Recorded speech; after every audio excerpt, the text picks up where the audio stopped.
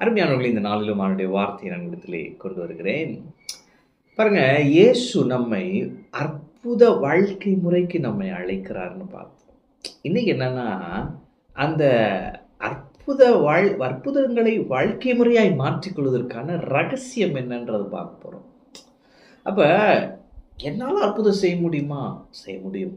ஏன்னா உங்களுக்குள்ள பரிசுத்த ஆவியானவர் இருக்கிறார். செய்கிறது நீங்க அல்ல, அவர்தான். ஆமென். இனி நான் அல்ல, எல்லாம் அவர் என்றுள்ள. அப்ப அவர்தான் எல்லாம். அப்ப அதுக்கு secret to the lifestyle of miracles அப்படின்னு பார்க்குறோம். அதில் 2 முக்கியமான விஷயம் இயேசுவின் இடத்துலேருந்து கற்றுக்கொள்ளலாம். ஒன்று என்னன்னா இன்டிமசி.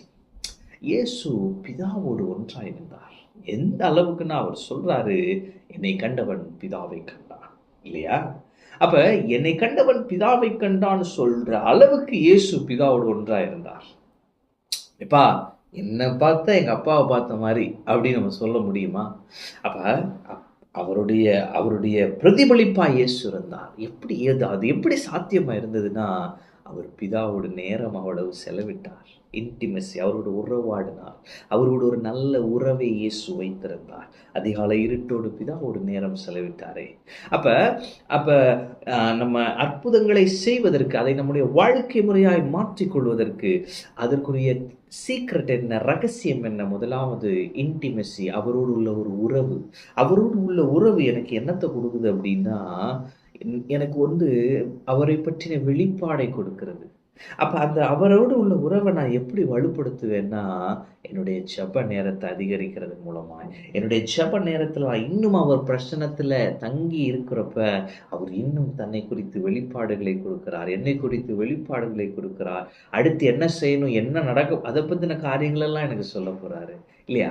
அப்ப first secret to the lifestyle of miracle என்னன்னா இன்டிமெசி. அது எதுல வருதுன்னா பிரேயர் மூலமா வருது, இல்லையா? 2வது பார்த்தீங்கன்னா ரெஸ்பான்சிபிலிட்டி, பொறுப்பு. இயேசுவுக்கு பாருங்க அந்த பொறுப்புணர்வு இருந்தது. அவர் ஏன் இந்த பூமியில் இருந்தாரு, என்ன செய்யணும், அவருக்கு இருந்த அந்த பொறுப்பு இருக்கு பார்த்தீங்களா, அது ரொம்ப முக்கியம். அப்ப இன்னைக்கு நமக்கு ஒரு பொறுப்புணர்வோடு நாம் இருக்க வேண்டும். நான் தேவகுமாரன், நான் இந்த பூமிக்கு வெளிச்சமா இருக்கிறேன், எனக்கு ஒரு பெரிய பொறுப்பு கொடுக்கப்பட்டிருக்குதுன்னு நம்ம அந்த பொறுப்புணர்வோடு இருக்க வேண்டும். அப்படி இருக்கிறப்ப என்ன நடக்குதுன்னா, நம் மூலமாய் அற்புதங்கள் நடக்கிறது. பார்த்தீங்கன்னா, நீங்க எவ்வளோ பெரிய ஊழியக்காரங்களா இருக்கட்டும், அவங்கலாம் பார்த்தீங்கன்னா அந்த ரெஸ்பான்சிபிலிட்டி எடுத்திருப்பாங்க. நான் பொறுப்பெடுக்கிறேன், என் பட்டணத்திற்கு நான் பொறுப்பெடுக்கிறேன், என் தேசத்திற்கு நான் பொறுப்பெடுக்கிறேன்னு அவங்க அந்த பொறுப்பு எடுக்கிறப்ப கர்த்தர் அவங்கள பயன்படுத்துறாரு. அவங்க வாழ்க்கை முறை அற்புதங்களால் நிறைந்திருக்கிறது. அற்புதங்களை அவர்கள் வாழ்க்கை முறையாய் மாற்றிக் கொள்கிறார்கள். அப்ப அந்த பொறுப்புணர்வோடு இருக்கிறப்ப அது என்ன நடக்குதுன்னா, அது பவர் கொடுக்குது. அந்த பவருக்கான ஆக்சஸை கொடுக்குது பாருங்க. எனவே இன்னைக்கு நான் உங்களை பார்த்து சொல்றேன், கர்த்தர் உங்களை அற்புதங்களை செய்யும்படியாய், தேவனுடைய செய்கையாய் உங்களை வைத்திருக்கிறார். உங்கள் மூலமாய் பெரிய காரியங்கள் நடப்பதே கர்த்தருடைய சித்தமாய் இருக்கிறது. நீங்கள் செபிக்கும் போது வியாதிகள் நீங்குகிறது கர்த்தருடைய சித்தமாய் இருக்கிறது. நீங்கள் செபிக்கும் பொழுது அற்புதங்கள் நடப்பது கர்த்தருடைய சித்தமாய் இருக்கிறது.